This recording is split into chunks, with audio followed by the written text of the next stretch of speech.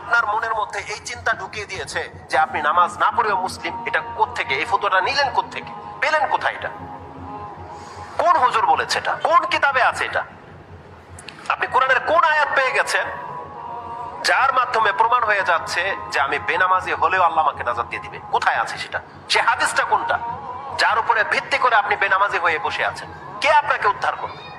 আপনি অস্ত্র চলতেছে, সামনে শত্রু কাফেরকে হত্যা করছেন, আর রাসূল বলতেছে যে ওই অবস্থায় নামাজ সময় হয়ে গেলে তোমার নামাজ মাফ নাই।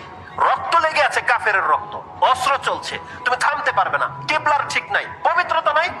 ওই অবস্থায় অস্ত্র চলবে, তাকবীরও চলবে, রুকুও চলবে, সেজদাও চলবে, তোমাকে ঝুঁকতে হবে না। রিজালান, হাঁটো আর সালাত পড়ো। রুকবানান, ঘোড়ার উপরে সালাত পড়ো।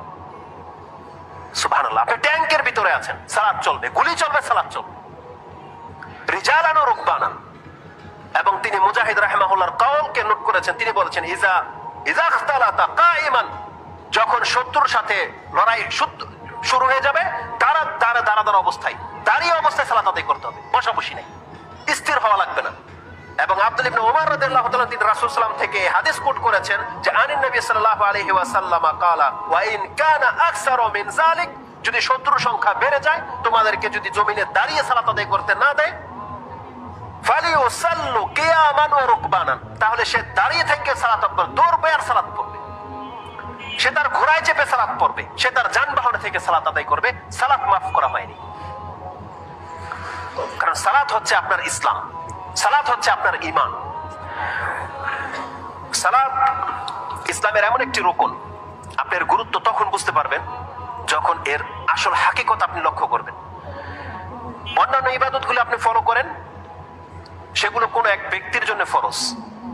যারা সামর্থ্যবান তাদের জন্য যাকাত ফরজ, যারা সামর্থ্যবান মক্কা পৌঁছতে পারবে তাদের জন্য হজ ফরজ, যাদের শারীরিক ক্ষমতা আছে, প্রাপ্ত বয়স্ক হয়ে গেছে এবং রমজান মাস পেয়ে গেল, তাদের জন্য সিয়াম ফরজ, একটা কন্ডিশনের সাথে।